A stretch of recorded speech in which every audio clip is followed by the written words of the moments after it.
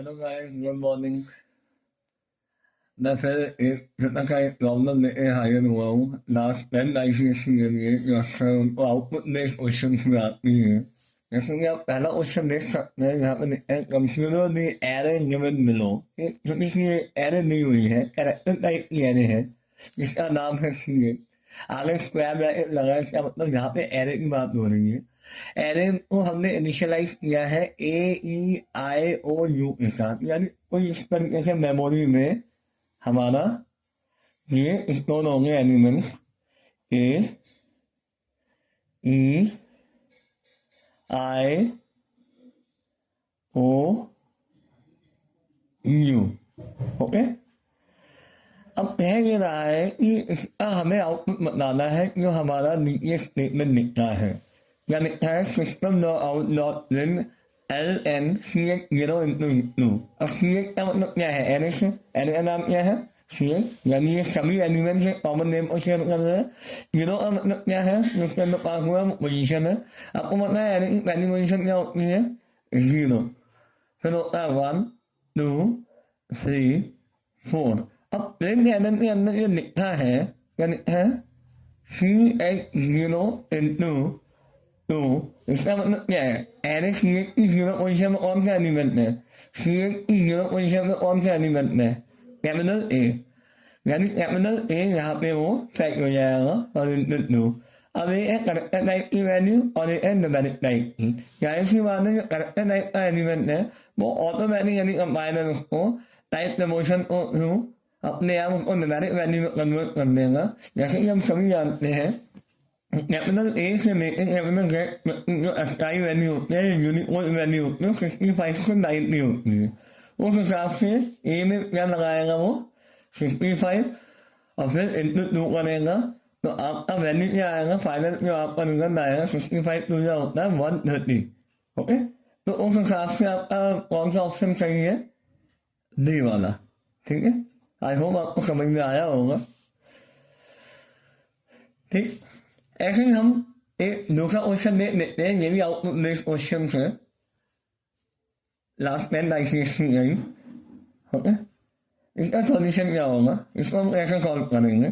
पहले हम ये देख लेते हैं कि हमें गिवन क्या है। हमें साफ साफ गिवन है कैरेक्टर टाइप का एक वेरिएबल है जिसमें कैरेक्टर टाइप की वैल्यू स्टोर है।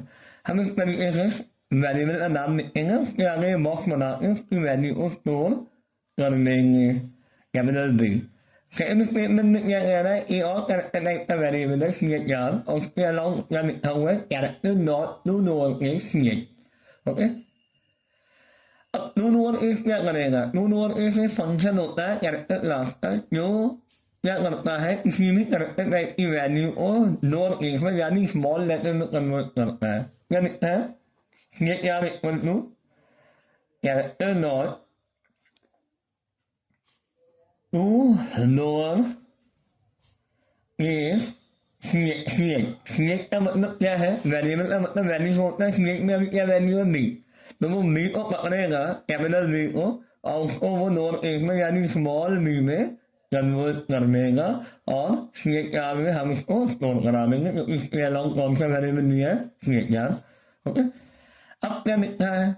अब लिखा है ए इनपुट टाइप का वेरिएबल है n और इक्वल टू लिखा है इंट CHR -10। अब CHR की वैल्यू क्या आई? ऊपर स्मॉल b आई, तो स्मॉल b को हमने यहाँ पे लिखा और यहाँ पे इससे पहले क्या लगा? इंट। अब इससे पहले इंट जो लगा इसका मतलब क्या है? इसका मतलब सीधा सा है कि कैरेक्टर टाइप की वैल्यू को इंटीजर टाइप में कन्वर्ट करो। जैसे कि आपको पता है कि कैपिटल A से कैपिटल Z तक की जो वैल्यू है वो 65 से 90 होती है। सिमिलरली यहाँ पे स्मॉल ए से लेके स्मॉल जो न्यूमेरिक वैल्यू होती है या यूनिकोड न्यूमेरिक वैल्यू होती है, स्काई वैल्यू हम इसे बोलते हैं, वो 97 से 122 होता है। ओके, अब उस हिसाब से अगर ए की 97 है तो बी की कितनी होगी? आप लगा लीजिए, कैलकुलेट कर लीजिए।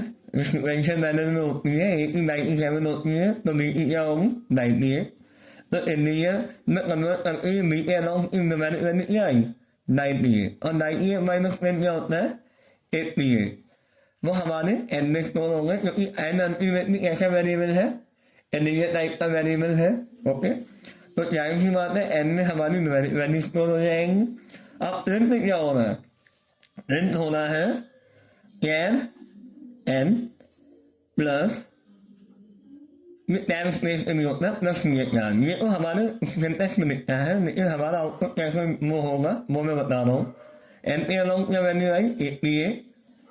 88 के अलाउंग कैरेक्टर टाइप वैल्यू है प्लस क्या है टैब स्पेस है प्लस की वैल्यू है। तो 88 के अलाउंग उसकी कैरेक्टर वैल्यू होगी क्या होगी? जैसे कि मैंने पहले बताया कैपिटल Z की वैल्यू होती है 90 और कैपिटल A की होती है 65 और सीक्वेंशियल मैनर में ऐसे चलता है। तो उस हिसाब से आप देख लेंगे अगर कैपिटल Z की 90 होती है तो आप पीछे से स्टार्ट कर सकते हैं। Z से पहले क्या आता है Y की क्या होगी? अगर इसकी 90 है तो 89 और S की क्या होगी? 88। जाहिर सी बात है 88 के अलाउंग की कैरेक्टर टाइप में जब कन्वर्ट करेंगे हम उसकी कैरेक्टर वैल्यू क्या आएंगी? उसकी कैरेक्टर वैल्यू आएंगी S। ओके, टाइम स्पेस का मतलब होता है इतना गैप जो होता है CHR की वैल्यू, यानी CHR में क्या वैल्यू आई थी स्मॉल में, तो ये हमारा आंसर हो जाएगा, हमारा आउटपुट आएगा। यानी जो प्रिंट स्टेटमेंट है system out of print LM statement वो इसको एक्स प्रिंट करेगा, फिर टाइम स्पेस आएगा, फिर स्मॉल भी आ जाएगा। ये हमारा आंसर हो गया। ओके, आई होप आपको समझ में आया होगा। Thank you so much. Next video के साथ मिलते हैं।